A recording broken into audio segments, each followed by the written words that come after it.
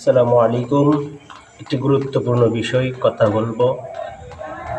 বিষয়টা হচ্ছে মহান জাতীয় সংসদে আমাদের মাদারীপুর 1 আসনের এমপি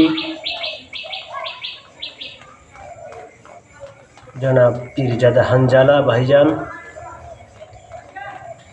উনি জনগণের ভোটে নির্বাচিত হয়ে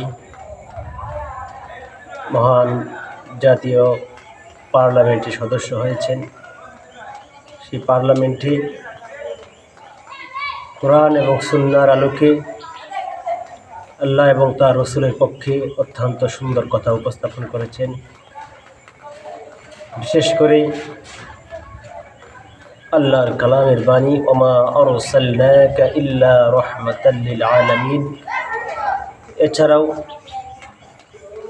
আল্লাহ সুবহানাহু ওয়া তাআলা আমার নবীজিকে শেষ নবী এবং সর্বশ্রেষ্ঠ নবী হিসেবে প্রেরণ করেছেন। একদল জাতি এই কথা বিশ্বাস করে না। এই মুসলমান নামধারী এই জাহান্নামের কীটগুলোকে রাষ্ট্রীয়ভাবে মহান জাতীয় পার্লামেন্ট হতে অমুসলিম ঘোষণা দেওয়ার জন্য আর খতমে নবুয়তের জান্ডাকে সমুন্নত করার জন্য নবনির্বাচিত এমপি মহোদয় পীরজাদা হানজালা ভাইজান, ওনাকে অসংখ্য ধন্যবাদ জ্ঞাপন করছি।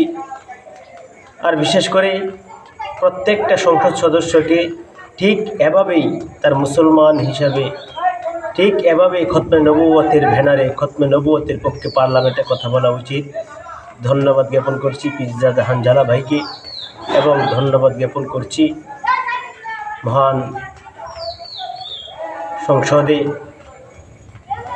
যে জনগণ পীরজাদা হানজালা ভাইকে ঐতিহাসিক ব্যালট যুদ্ধের মাধ্যমে হানজালা ভাইকে ভোট দিয়ে আপনারা মহান পার্লামেন্টের সদস্য হিসেবে নির্বাচিত করেছেন।